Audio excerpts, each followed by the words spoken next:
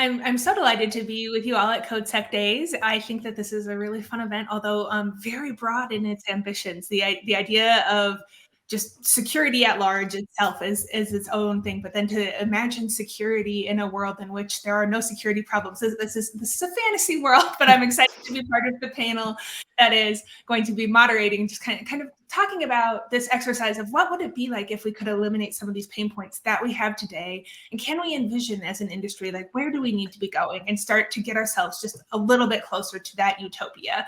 And we have with us a really heavy hitting group. I'm excited to be with this panel. I think it's going to be great.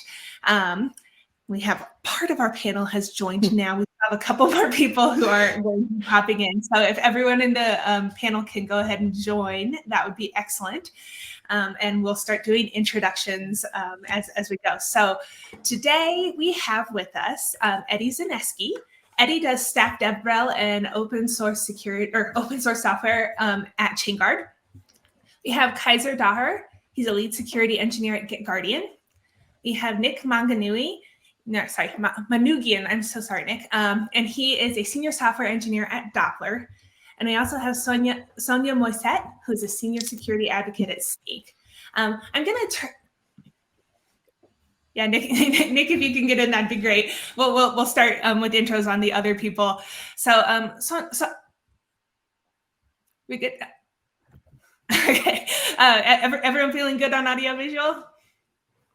Okay. All right. So Eddie, do you want to start and kick us off with just a quick intro, who you are, what you do, who you do it for? Just give us a quick lay of the land on where you're at. Yeah, you can hear me okay? Sure can. Awesome. Yeah. So hi, I'm Eddie Zaneski. I'm a staff open source engineer at a company called Chainguard, where we do software supply chain security. I'm a maintainer for the Kubernetes project, where I work on kube control, customize all the CLI tooling, and some of the build and test infrastructure. And I also work on SigStore. So super stoked to be here. I'm delighted to have you. Sonya, would you please introduce yourself? Sure. Hi, everyone. I'm Sonya Moisset. I'm a senior security advocate at Snyk, where we make sure that developers do code securely. I'm passionate by open source, cloud security, and DevSecOps. I'm really stoked to be here as well. Wonderful. Nick, do you have audio? You're good? Yep, rocking and rolling. Thank you. Wonderful. Nick, can you please give us a quick intro to you and to Doppler? Absolutely. I'm Nick Manoogian. I'm a senior software engineer at Doppler. We're focused on secret ops, which is everything from storage to orchestration of secrets. Wonderful. And last but not least, we have Kayssar Daher. Kayssar, can you do an intro? Yeah, pleased to meet you, to see you all today. I am Kayssar. I am a security engineer here at GitGuardian, and basically I am full-on an automation guru. My job is to automate everything security here at the company, and I'm hoping I can share a bit of my insight with you today.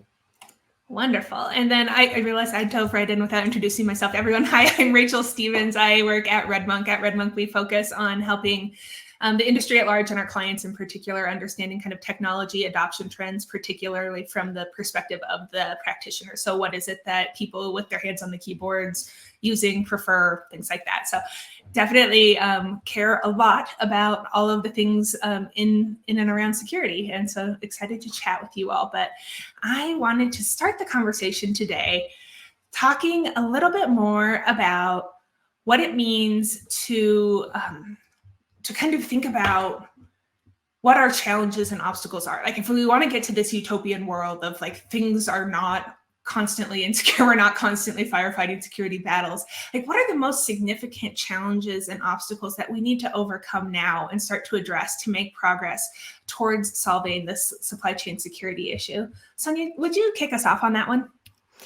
Sure. I think one of the most crucial challenge that is bridging the development and security silos, like those two teams are acting as silos in some organizations. So historically, the development and security teams have been operated in separate spheres, which would lead to a lack of collaboration and understanding from each other. So I think to make progress, we need to foster that culture of shared responsibilities and collaboration between both teams.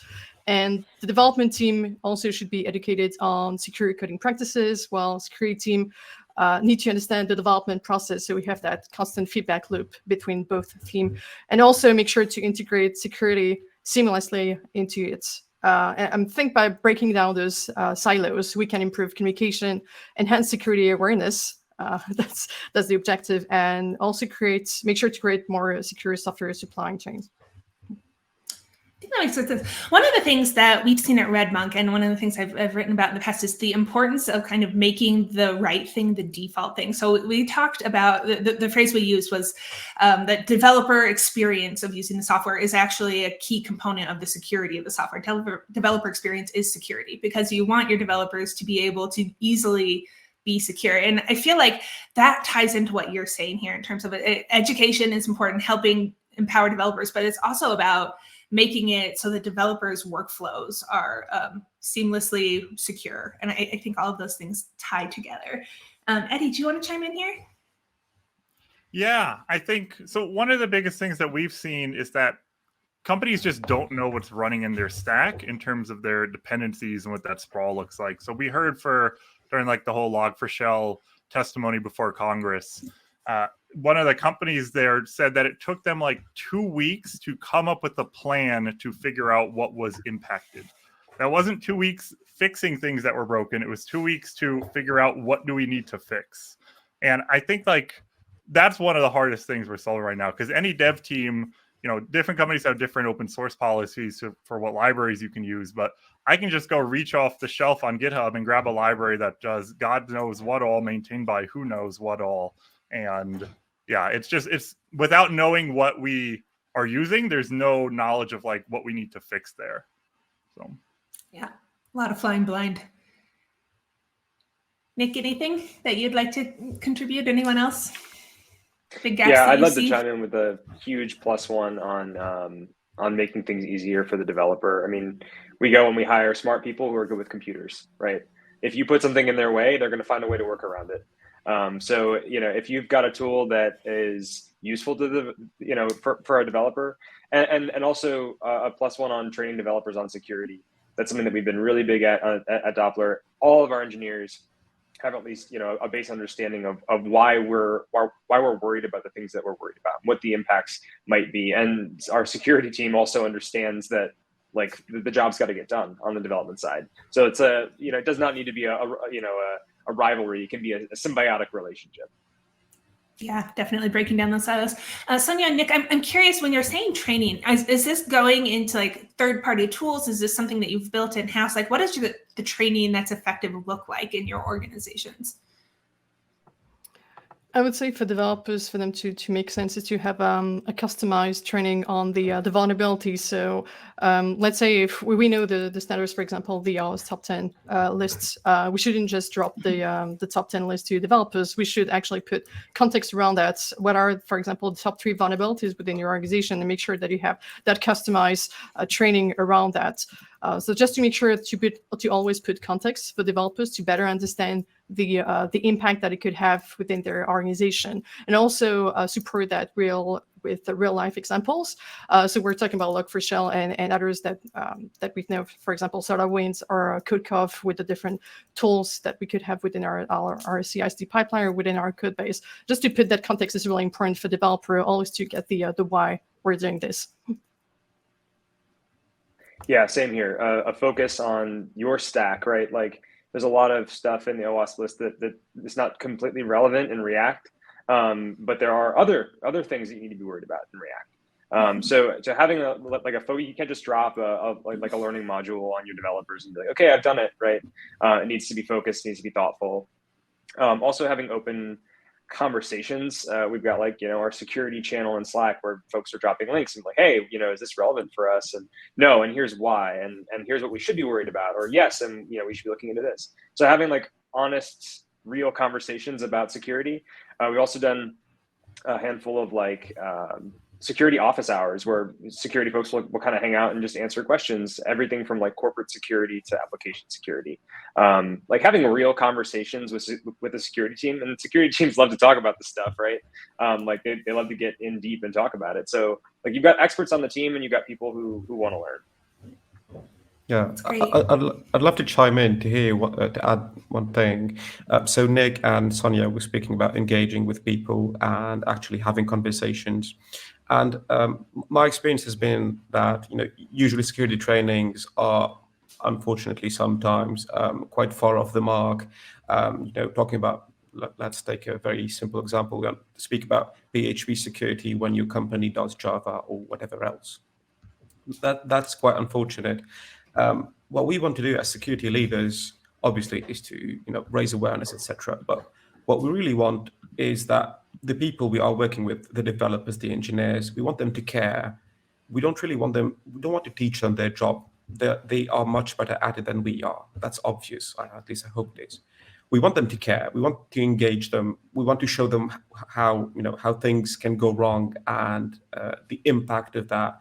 So yeah, I am deeply convinced that in any security training session, the actual code is probably secondary. It's not the most important part. The most important part is building a connection with these folks and getting them to care, just like we do, about the security of their own products. And that's much easier said than done, obviously. For sure. It's definitely, it's such a combination of the culture and the processes and the tools that you're using. And all of these things feed one another in terms of how you can holistically start to think about security. But let's maybe spend a little bit of time on that tools front, though, because I think one of the things that the industry struggles with is a fragmentation of our security solutions. And it's a fragmentation of who's in charge of it. We sometimes have a security team that's in charge of things, and we have the developer team, and they're not always working together. So we talked about those silos. But I also think that one of the things that we are all struggling with is we have just this swath of tools that are handling different components of security across our supply chain. And how can we start to kind of rationalize that, think about how to think about that? And I would just love thoughts there. Kayssar, could you kick us off and just how do you all think about this? Yes, of course. Right. So you just said that security tooling is fragmented. I totally understand why you say that, but in my experience, honestly, I kind of feel that security tooling is just as fragmented as, I don't know, pipeline tooling, as data analysis tooling, or any other types of tooling. And that's not an issue per se. If you want to build a shelf or an IKEA bed or whatever, you will need a hammer, you will need a screwdriver, whatever. And these tools, well, they're fragmented. Of course they are. They're tools. They just do the job you want them to do. And it's up to us, the engineers, the people who actually know, to make these tools come together to build something great, right? And in my perspective, it's the same thing with security tooling. We have expertise. We paid a lot of money to actually understand these tools and to extract maximum value out of them. The how do you say that? The real kicker, the real challenge for us as security people is to find the right tool for our organization, and then making sure that we have the best workflows and the best automations possible to get the findings of these tools to the people who can fix these findings. To me, that's really the bigger issue. And again, I do not have a silver bullet. I do not have an answer to how to make tools less fragmented. But I do believe that triage is very important as early as possible. And if all triage fails within the tool, then it's up to the security team to actually do that work manually, which is again unfortunate. But yeah, I do believe that making alerts more actionable, making them usable for other users, and triaging them and giving them the right teams is extremely important. Gotcha. And I definitely agree. Fragmentation is an issue all over the place. But anyone else agree, disagree with what Kayssar is saying here? Or anything you'd like to chime in? I have a bit of a cynical take on this one. Like I attend a lot of events and a lot of conferences. And I mean, over the past year, I've seen companies that you would never think of would be in the software supply chain security space, like have that on their booth or their marketing material. And it honestly, it feels like a lot of people are selling a checkbox when a lot of these tools that are popping up, we have regulations, new like executive orders, and there's no silver bullet for dealing with this problem. Like it is a fragmented ecosystem. But it's becoming more and more like people are trying to offer a checkbox, and we've heard from customers that they paid for expensive, cool, fancy vulnerability scanners, and they get mad at the results, and they just stop running them because they don't like the results because it's not something that they can fix. So, and that's just one example. So, yeah, that makes sense. Yeah, it does happen very often to install tools, pay hundreds of thousands of dollars for them, and then just turn them off because, well, you don't know how to act upon the alerts, and this is a real issue. This is why we've spoken before about the importance of triage and making alerts actionable.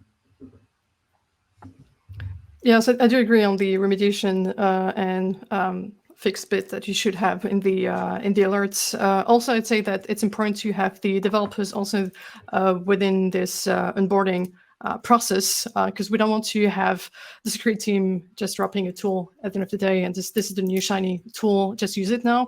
Not understanding the onboarding process, the documentation, is it easy to use? Does it make sense to have it within our pipeline? Does it suit our workflow? Does it actually cover tech stack and the package manager that we're using? So all of this, it's important to have the developers from scratch, from the start of the process, just to have those discussions so it doesn't come as a surprise, but also just to see the results. So if you're doing a proof of concept, to see if there's a lot of false positive, how you get the feedback from the tool. So having that onboarding process, and for the I do agree with all that has been said on the disperse different tools. This is also a problem that we have for different, like for monitoring, for alerting. That we've seen this in software engineering. But I would say which is important is to have automated process. So if you're implementing the tools within the developer pipeline and not creating another pipeline, is to have those automated process. So it's also doesn't put the weight on the developers to actually add more on their plates. So yeah, having the automation and orchestration piece is really important as well to leverage this from the developers. Gotcha. Now, I think this is a great conversation, and it leads into some follow-up questions here, especially in and around what Eddie was talking about, around some organizations being perceived as selling a checkbox and kind of having these bolted on add-ins that may or may not make sense for various organizations to adopt. So I'd love to maybe talk about the role that we think we, as in like the industry broadly, and kind of how should we be collaborating together in open source projects? How should we be thinking about partnerships? How can we be coming together as a community to address some of these challenges without kind of having this like menagerie of vendors kind of doing one-off solutions? And so Eddie, could you maybe kick us off on like, we got your cynical take, but like what is the path forward take? Yeah, we're big fans of like open communities and standards. Obviously, you know, we work heavily on SigStore. We work with the Open Source Security Foundation. The standards approach it's really interesting to me, having been from I've worked at startups my whole life, and you know, in the whole of shipping things in open source and pushing communities forward. And so now we're in this space where we have here at the company I work for, Chainguard, we have a bunch of, you know, open source hackers who have been battle tested securing open source and building tools, and a lot of ex-Googlers. And it's really interesting right now starting to engage with some of the more formal standards bodies because they move very slow. And I'm sure there's reasons for moving slow to make sure you get things right. But, you know, we're trying to change the wheels on an airplane that's flying really fast and has to land. And it's been eye-opening for me to kind of like the four folks who've, you know, come up with standards of how the internet works. It's amazing, but that took place over a pretty long period of time.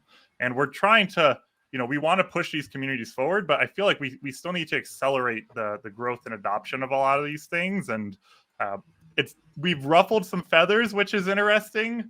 And yeah, I still think that like open and standards is the way forward, but I think we need to like find a balance of, you know, being able to do things like this, but in a reasonable timeline that people can start using and fixing things. Enough? Anyone agree, disagree? That's a super interesting take, and I think it's super important. in the time it takes for a slow standard to get implemented by a large body, you've got companies that are trying to move fast, right? And they're going to do something else in the meantime. So now they've got to do both.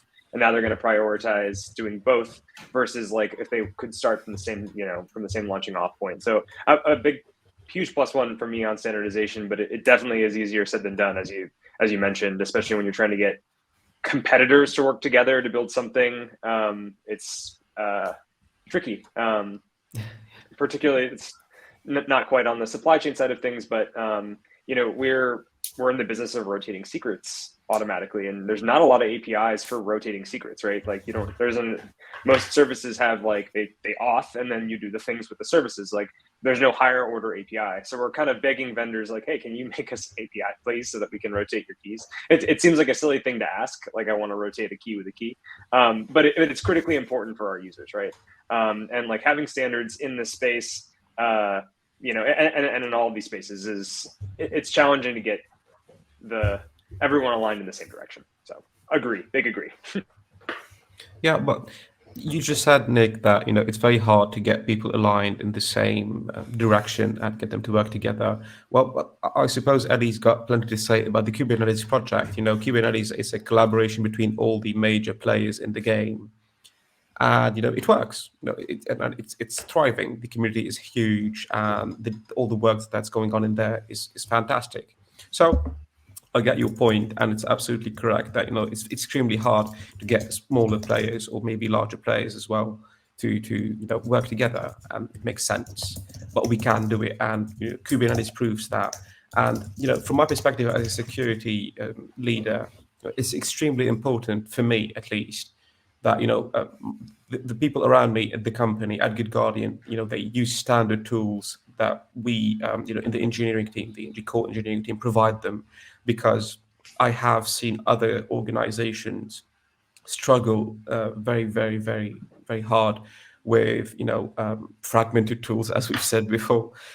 People who deploy this way, people who deploy on Kubernetes, people who deploy on VMs, people who deploy on Heroku, and then me as a security specialist, I have to go in there and get all these people to ensure backups, ensure logging is done properly, ensure I don't know, all the security things that we must ensure we have.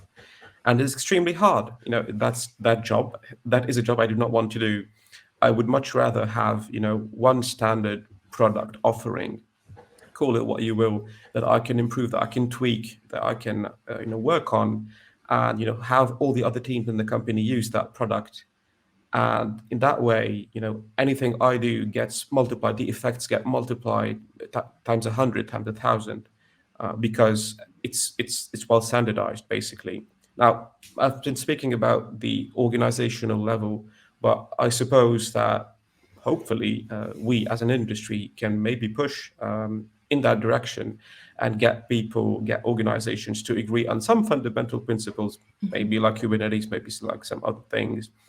As you said, Nick, with a standard API for secret creation, that would be absolutely amazing, at least for me, again, as a security engineer at GitGuardian. These things would be absolutely great. But in that context, I do believe that it's important to have some sorts of bodies that are non-commercial. The OWASP Foundation is not commercial. These types of organizations, these are the ones that really drive standardization, that drive the industry forward. And personally, I believe that all other commercial organizations should contribute to these bodies and help them move forward and actually comply with what these bodies suggest. Yeah, I like to compare and think about how kind of policy gets done in the US, right? So I live in Denver, Colorado, and Colorado was the first state to legalize weed in the US, right? And you've seen other states start to legalize it, and we're moving towards the federal government's taking a look at whether or not to do it. And this past election, Colorado voted to legalize magic mushrooms, right? So far steps ahead of where the government hasn't even addressed the marijuana piece yet, and the state's already pushing forward other types of stuff. And I'm not just a giant drug or pothead talking about this, but it's interesting to look at it as that lens where you have the independent companies or the independent but smaller bodies of standards that are working towards building things in the open, and then they slowly wrap up into getting into a more formalized standard. And it's the tricky part there winds up being when do you as an organization feel comfortable to start adopting these things, right? Like, cool, like SigStore is gaining traction. When are you as an organization going to decide, yes, I want to sign all my things internally with SigStore or adopt SigStore signatures? And that's just one example, but there's that time period that the timeline it's felt like it's been longer, and I'm not sure how to get that shorter. I knew that I said we were talking about a utopian world, but I was not expecting magic mushrooms to come up in our panel today. So that's an exciting bonus for everybody. All right. Anything else here that we want to talk about standardizing, either internally within your org or just industry-wide? Yeah, just to go back on the process before the implementation. I think also this kind of event today that we have is great to have to kick off those discussions. So in terms of like sharing knowledge and best practices, to have collaboration between enterprise that to share their experience, because we do have a lot of experience with the customers, and we can talk about that feedback. So having this joint research and development with like also leveraging, for example, the OpenSSF, or also leveraging organizations like OWASP to also push those guidelines and standards to give that feedback is also good. One more thing also is to support and contribute to open source projects. So not only contributing by code, but also supporting financially some of the open source projects, also just to show that standardizations that we want to go through. But this is the process. Ideally, the implementation is and the timeline is a different issue as well that we've discussed. Yeah. Gotcha. So I think one of the things that has kind of come out as a theme is like we have this idea of what could ideally happen, and then the reality of timelines of various tools, various people, various organizations. What are some realistic steps that organizations can start taking now to start improving their security posture? That's just open to anyone who wants to chime in. I'll kick it off. Hire security people. Early on in the company's life, if possible at all, that really does change things, and also it proves that management, the organization itself, understands the risks involved and is willing to put in the effort and the money as well to fix things. But if I try to be a bit more serious than that, one way to actually get started on improving your supply chain security, in my opinion, is having your own repository, artifact repository, where you basically run scans and ensure that everything in there is well done and secure. You do not have to start big. You can start small. You can say, okay, if I use Python packages, I'm going to start with a really good Python registry setup, and have outside packages copied in there, like mirrored in there, and then scanned for any security issues, and have some sort of policy, pull policy. If this package has a 10 over 10 CVSS score, then it's not allowed to be pulled, for example. And stuff like that. Start small, as always, and then build on that. You can do that for Python packages. You can do it for Docker images. You can do it for many other things. We at GitGuardian talk all the time about shifting security left. This is another way of shifting security left in the supply chain space. Obviously, when you write code, when a developer writes code, we must scan that code and ensure that everything is done well, of course. But that does not apply always to the open source libraries and packages that we use. And I think that can be a way of shifting security left within that space. Yeah, I'll add on that to continue on what you said, Kayssar, is to implement those within. If you think it's too big of a task for your company, try with 1 or 2 teams just to show how it works, and use it as a good example to actually expand it to the other teams. This could be a good starting point for companies, because if you have like hundreds of team, might be good to start somewhere. So having like a few teams to just demonstrate that this is working. Yeah, going back to the like what I said earlier about the dependencies and knowing what you're using, like starting to take inventory is great to do, right? Tools like Backstage let you catalog your infrastructure, just kind of like having a higher level view. There's software bill of materials, SBOMs that are becoming more prevalent. People still don't quite know what to do with them when you have them. I think it's important to still be generating them because it gives you a nice receipt of like what you're running in production. My coworkers that used to work at Google tell me they had the magic ability to take any given commit and find what artifacts running in production contain that commit and in the current built artifact. And that's magical, right? Like that's the place that most of our orgs dream of getting to. But like, yeah, starting just by taking inventory now, I think is a great first step. The trusted artifact repository for sure. What we've been doing isn't working. And it's crazy when you think about the like open source dependencies going back, because most developers like in the back of their head always thought like, oh, maybe this package I'm downloading from NPM could be a problem one day. You never assume that day is going to come. And, that day's here. That day came very quickly, and SolarWinds got a wake up call along with the whole industry, right? Like that's what we wound up with. So it was a possibility, and now it's a starch reality that we really need to start handling. So yeah, knowing what you're running, I think, is a big important step.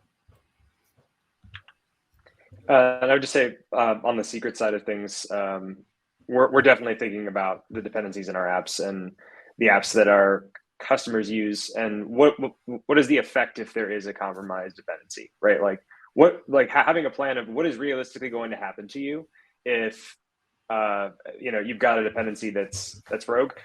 How easy would it be for that to grab all your secrets, right? If you're injecting as environment variables, is it just as easy as serializing your process.env and flipping that off to a server? Like, if so, are there better ways? Should you be mounting a file, or maybe like a temporary file that can only be read once? Like thinking about what the actual risks are, and then having a plan to remediate, right?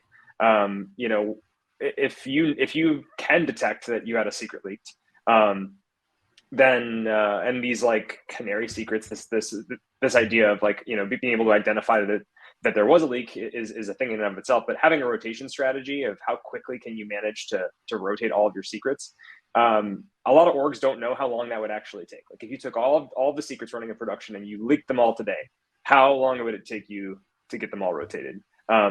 Chances are it's like a matter of weeks or months, depending on the size of your org. And that is that's a tough nut to crack there. You know what I mean? Like that's a really long time for secrets to be out in the wild. So like I am not on the side of how can we prevent these things, but I am definitely thinking about it. And I'm definitely thinking about what happens after the fact. I like that. And I am going to not say, so we had a question come in that I'm going to kind of squeeze in here because I think it fits in while we were talking about what are practical things we can do. And this question came in earlier when we were kind of talking about the culture of breaking down silos between developer teams and security teams. And one of these anonymous user questions asked, like, what are the best practices here for bonding these teams, and how can we foster better communication? In terms of like practical steps or starting steps, like has anyone have any thoughts or experiences that have shown how you can start to have this process kick off? I think to make it fun for developers is probably to use gamification. This could be also one way to incentivize developers to learn a bit more about security. So there's one side where there's the upskilling to have like more skills on the security side, which is good because you're actually learning new things that could be valuable on your resume. But having a gamified aspects for the developers to learn more. So for example, you have hackathons or competition like a bug bash competition where you actually fix the security vulnerabilities that you have in the sprint, for example, because we do know that developers don't really have time to fix. It usually ends at the back of their backlog. So having those punctual events just to drive that awareness and also drive fixes, remediation within the company, that could potentially be something. And I don't know if it's like the teams that actually manage to fix a lot of vulnerabilities that can get prizes to fly to conferences or swag or this kind of things, just to incentivize, also make it a little bit more meaningful. Yeah. I think one of the most impactful things I've seen is showing the why behind a lot of stuff, right? So I went to a workshop once where they kind of just demonstrated, very basic OWASP, level 1 security issues like SQL injection or, basic cookie stealing or something like that. And it's like, once you see how easy some of these things to pull off with just like, very easy to make the developer mistakes, it's like, oh, wow, this is actually a big deal and real easy. So I think I've heard orgs that do that with their security team and their engineering team. If like an engineer tries to ship something vulnerable, if the security team can show an example of like, hey, like we want to educate you here, we want to build this relationship, like here's what you've done, here's how easy it is for us to exploit. And I think that like, it breaks down the feud between the different teams, right? And it's just like, look, like we're all working together to solve this problem. And yeah, I definitely agree with on that. Sorry, you go. Yeah, thanks, Nick. Definitely agree with Eddie. One way we try to, like extend olive branches here at GitGuardian between the security team and the other developer teams is, like not be so serious. Let's make fun of ourselves because, everybody has incidents in production. Developers, they can take down a website's availability, they can put in bugs, but we as well at the security team, are totally capable of messing things up. And that does happen. And in all the security trainings that we do here at GitGuardian, we take like 10 to 15 minutes to speak about all the incidents that we've done, that we've created within the company, just to be, to make people at ease with the concept that, accidents do happen and why it's important to fix them. And then the second part of our training is focusing on all the security incidents that have happened at GitGuardian during the last 6 months, when there are, obviously, but also look at the more known security incidents out there in the industry. The Uber incident was quite a big one for us because it was, it had secret leaks in it, and this is what caused the large compromise. So yeah, it's very important for developers to understand that the security team is not this, big brother watching them all the time. We are just engineers, just like you, trying to make it work. And it's very important for you, the developer, to understand what we do, why we do it, and it's extremely important for us as well to understand why you don't have time for bug fixes or security fixes. So like just speaking to people, being humble, and sometimes self-deprecating humor goes a long way to establish that relationship. I like it.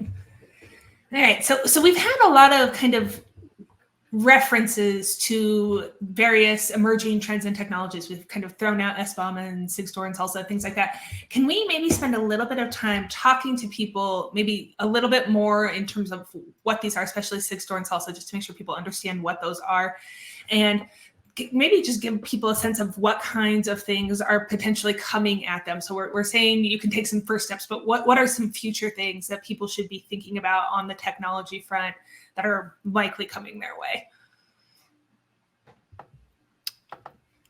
I'm thinking of all the newly code generated by artificial intelligence. I know this sounds like a buzzword these days, and it's a big topic, but we've seen it more and more used by developers, which is great because this is actually helping them in their workflow. They can also learn and leverage that power. But the thing is, we need to keep in mind that also that code generated by AI might potentially also implement vulnerabilities, the same as the code that we're actually writing within an organization. So it's important also to apply the same tool set or workflow in terms of security to scan that generated code to make sure that it's free from security vulnerability. So we also need to make sure that the models where it's trained at, it's not using insecure codes, and also that the CI/CD pipeline also have this tool set to make sure that we're not bringing more insecure code within our code base. I know it's this buzzword, and it's it's a little bit. Well, it's a good topic, though. So one of the things I've been thinking about on the AI front is how so many people prefer to. It's easier to be the one who's written the code rather than the one who's doing the code review. A lot of the time, like reading other people's code is a lot harder than writing your own code, and are we getting to a world in which like we really need to be training and thinking about like the ability to assess the code that is written by all your colleagues, but also like these AI tools and like what is it doing? Is this like I think that's going to flip some ways that we are thinking about what the skills needed to be a good coder are, and I'm interested to watch that emerge. Eddie, could you talk to us a little bit about SigStore? Yeah, so SigStore is a open source security foundation project, which is under the Linux Foundation for signing and verifying software artifacts. So the idea is that, we've been using GPG keys for years to sign our software releases, so you can verify that what you're downloading or installing is what you're expecting, given that the person created it, that you trust the person who created it and signed it. What we found is that developers hate managing keys, and no one knows how to do it correctly, and it's very difficult. Even if you're the most senior engineer, when was the last time you rotated your GPG or security key? And so what SigStore really does and brings to the table is it swaps out those long-lived keys for kind of ephemeral secrets tied to an identity. And so you can do something like in a GitHub Action pipeline run, there's a OIDC, OpenID Connect token that's injected into every CI run that runs on GitHub. You can take that token, trade that for a SigStore signing certificate, and that certificate will contain fields like the action number that ran, the commit SHA, the repo, a whole bunch of provenance data about that. And so now you've gone from this key that was created on a developer's laptop and thrown in a vault years ago to every time I want to sign something, I trade out my machine identity for a signing certificate and sign something that has attestation about it. So that's really like the big push behind SigStore. There's the whole transparency log piece, which everything that gets signed can go into the transparency log, so you can look it up and verify that way. But that's really the problem that SigStore is trying to solve is managing keys is hard, and we don't want developers to have to think about the keys. I trust like the Kubernetes project, we switched to using SigStore to sign all of our releases. And I would much rather trust a release signed by production at kubernetes.io than some key that was generated 2 years ago, right?